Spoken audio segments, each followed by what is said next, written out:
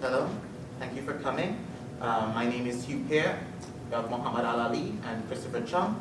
This is our senior design presentation for our hydroblade concept. What we aim to do is develop a system that allows us to harvest energy in previously ignored areas surrounding residential areas chiefly. Conventional turbines require a large hydraulic head, and major projects, even small ones, require a certain amount of earth-moving sub-projects, and ecological surveys in order, and all these things add up in terms of cost and time expended, which increases the cost of the infrastructure for the main project. What we hope to have at the end, by the end of this project, is in effect a relatively inexpensive, efficient, low-head hydro generator that can be deployed in low-income areas that have sources of water nearby that it can harvest. And the way that we use to determine the success of the project is, in terms for the consumer, is in determining a battery system that can store the energy being harvested and be able to transmit it to the house for a minimum of three light bulbs, one per room, and to have a relatively high cost effectiveness compared to other green energy harvesters on the market today. And to go more into the details is Mohammed Alali. Thank you, Hugh. I'm going to talk more about the design. Our first design, we started with a 7-foot blade connected to electromagnetic induction on the side. And once the water goes over, this blade makes an oscillatory motion moving up and down that generates electricity through the electromagnetic induction. But after meeting and discussing it with our advisor, Dr.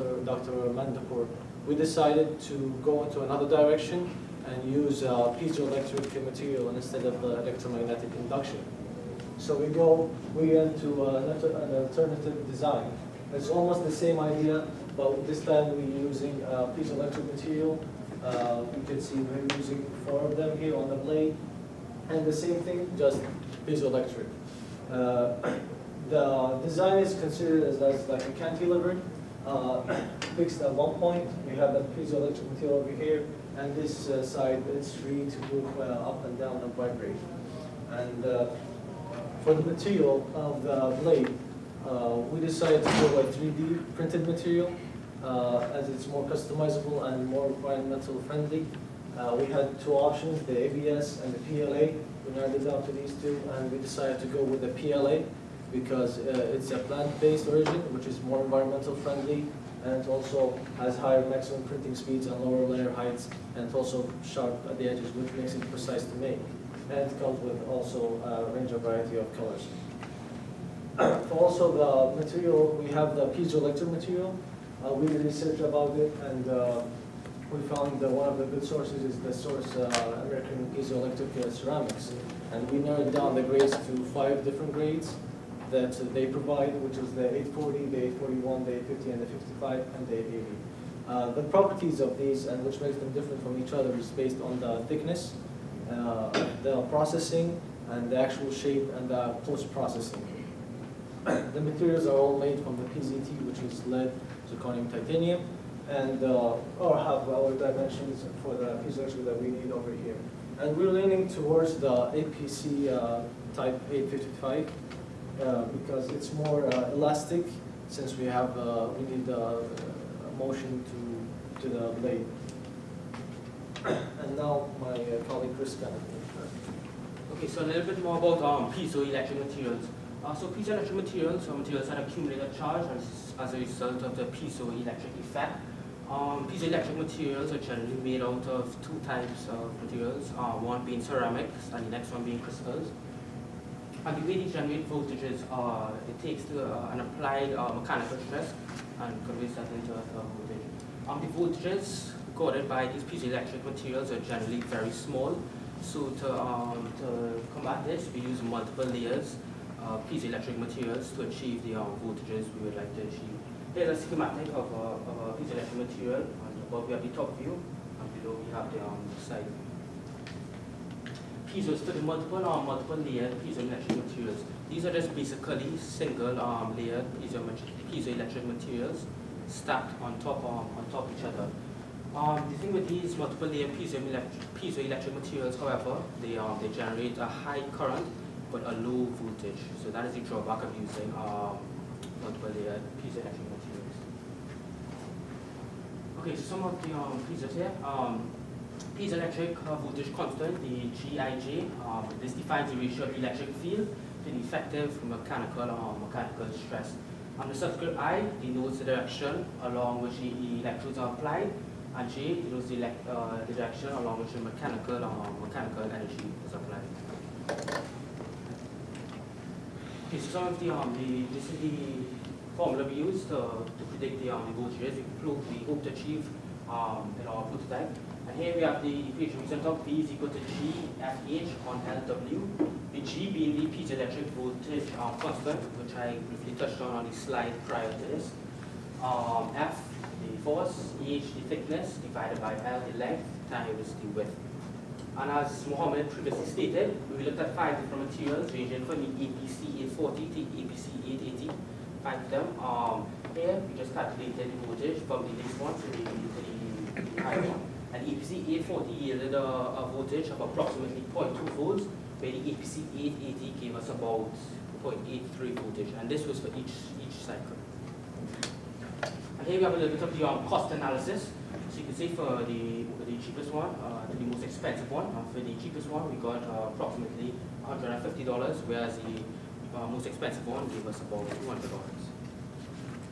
Okay, so a little bit of what can we expect from our prototype compared to what has been out in the market already. Hydro blades, we expect to use our own in a low hydraulic head area, places where the distance from the base of the water to the surface is relatively low. In comparison to places that we use like more powerful ones before, like dams or large waterfalls, we hope to deploy ours in areas such as rivers, channels, spillways, irrigation areas, and certain coastlines. Due to its lower cost as well and its ease to manufacture and install, we hope to have them used, a lot of them in one area. As each one produces a low voltage, but once multiple ones are used in one area, we hope to achieve the voltage to what we plan to do. The hydro blade, we also want to deploy it in main areas we're targeting are low rural income areas. And we hope for these people to be able to charge a small device or light bulbs in a house, as Hugh mentioned before. A little bit of the timeline we're working with. So right now you can see we are between simulation and material selection, more or less. Thank you very much, and that's it for our presentation.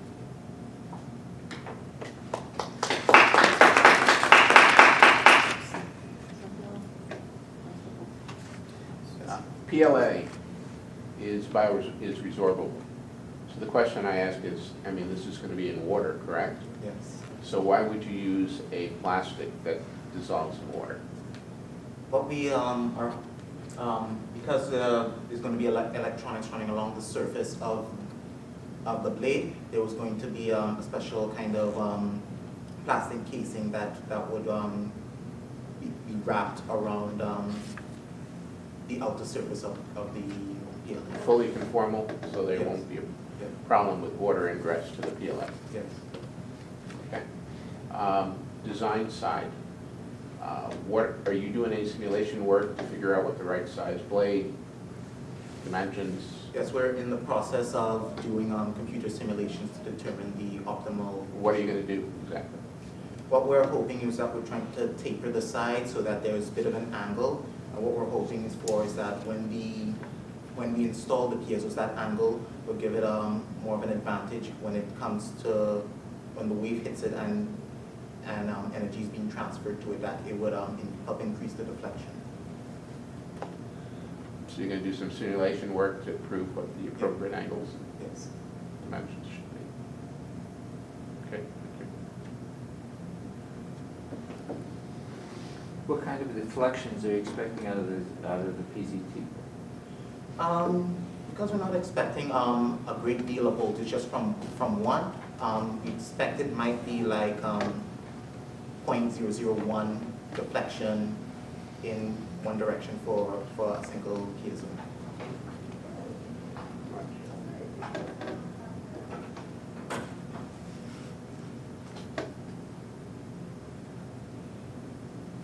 Comments?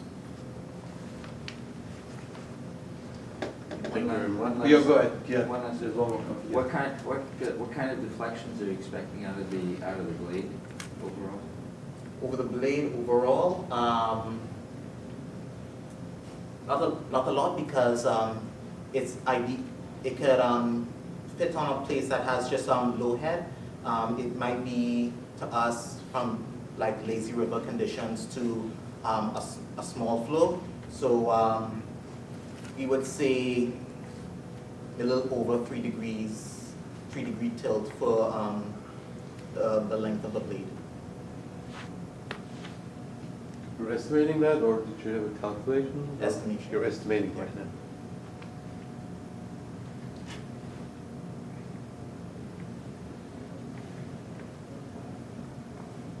Well, thank you.